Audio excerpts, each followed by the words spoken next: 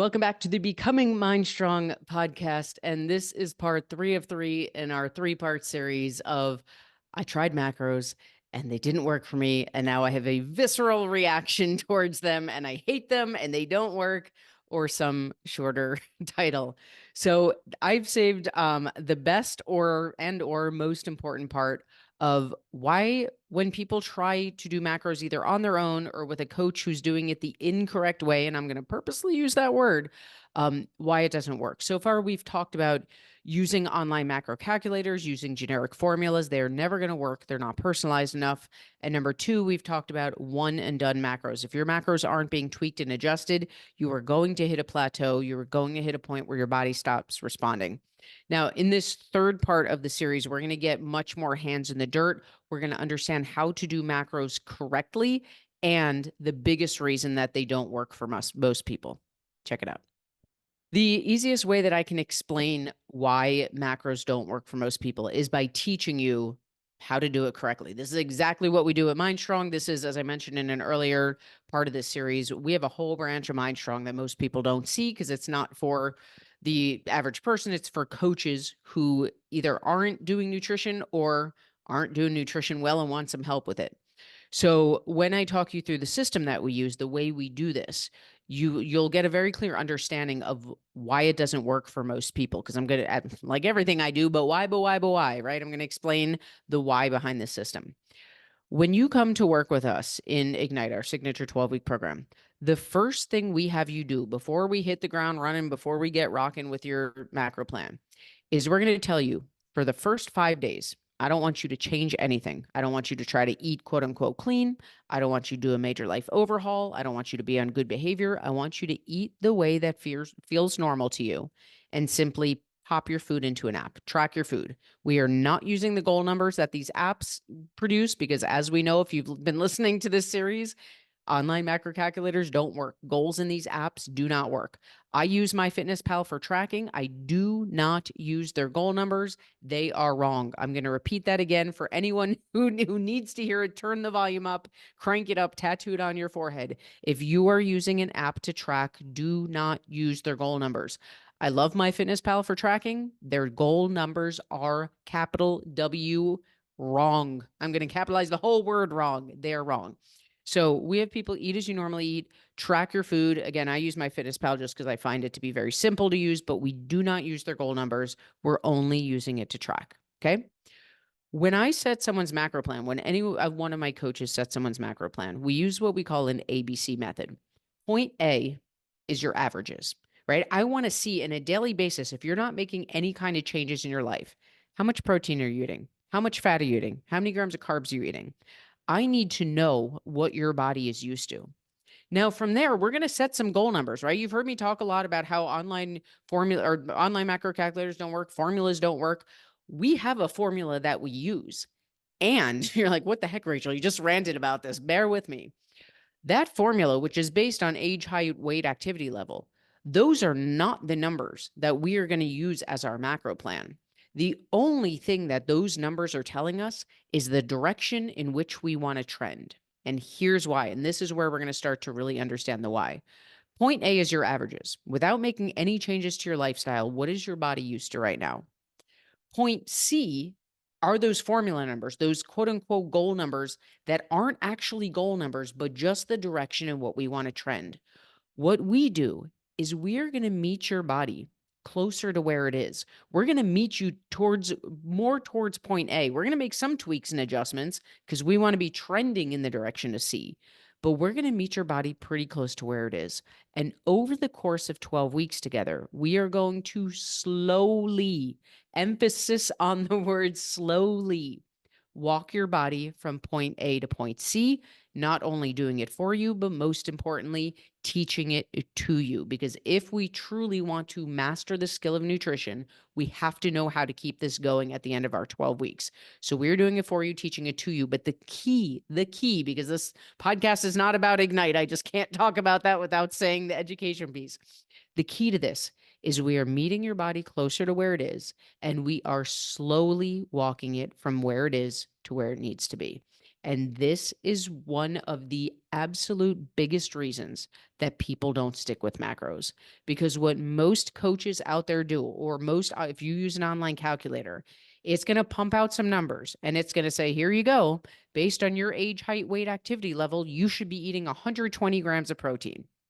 Now, right now, if your body is used to 40 grams of protein a day, right on average, I had you track your food for 5 days, your average protein is 40 grams of protein.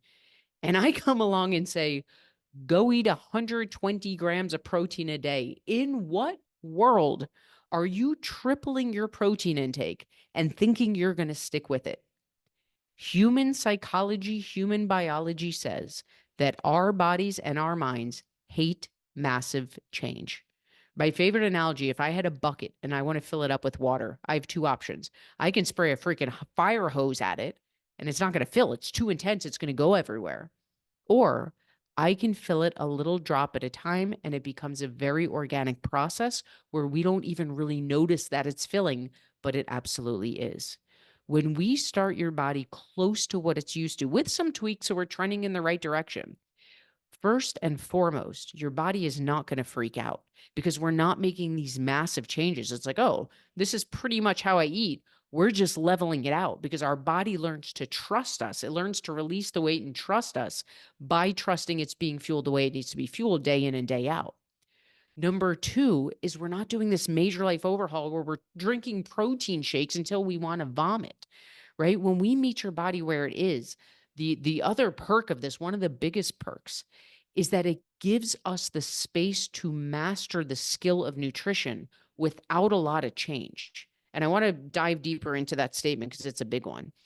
When I talk about the skill of nutrition, if you listen to this podcast, you hear me talk about it all the time, right? I always relate, if you're ever playing the game Tetris, Tetris is all about fitting those puzzle pieces together. That's the skill of nutrition. How do I, number one, I have to know what my personal body needs. And if you've been listening, you know the emphasis is on the word personal. How do I know what my body needs in terms of carb, fat, protein? Number two, once I learn to eat the foods that I love, including pizza and pasta, an occasional glass of wine, whatever your thing is, for me, it's whiskey and donuts.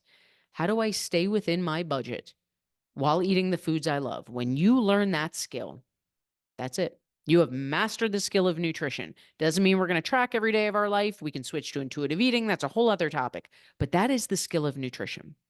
Now, if you came to me and I said, here you go, triple your protein overnight, in no world do you have capacity to learn the skill of nutrition because all you are thinking about is, for the love of everything, I can't keep drinking protein shakes. I am like housing more meat or tofu or whatever it is, just trying to get protein into me. And now my body's bloated and I'm constipated and I'm freaking out.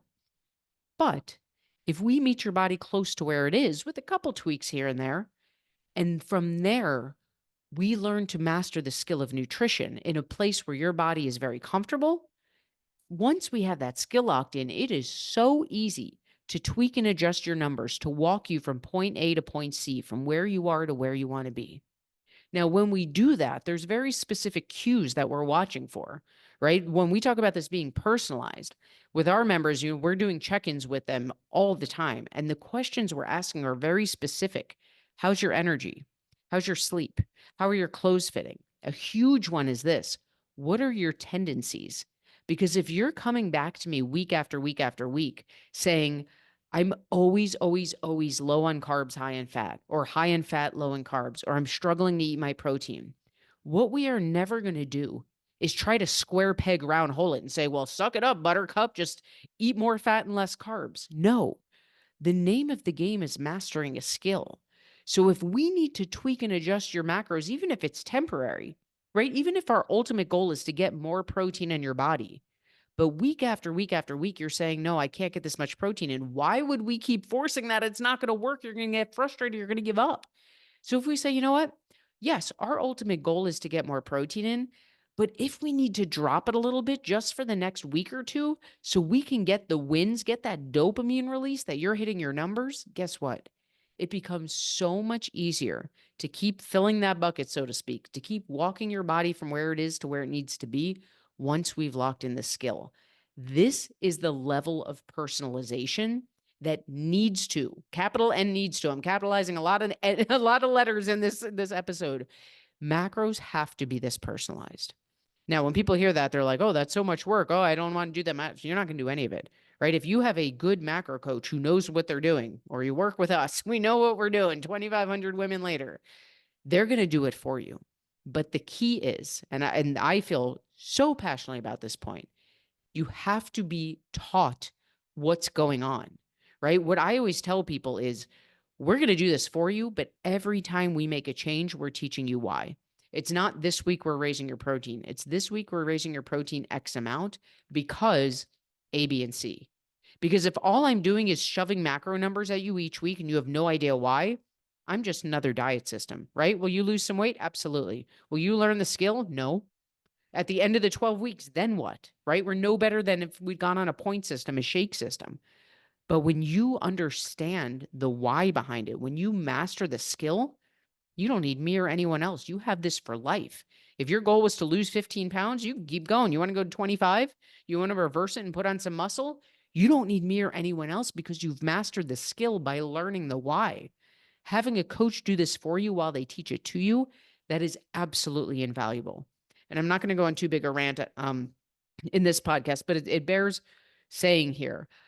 I am not I don't think macro tracking needs to be a forever thing. Like, yes, in every 100 women I work with, there's like one or two who are like, no, the amount of control this gives me, I will absolutely track macros forever.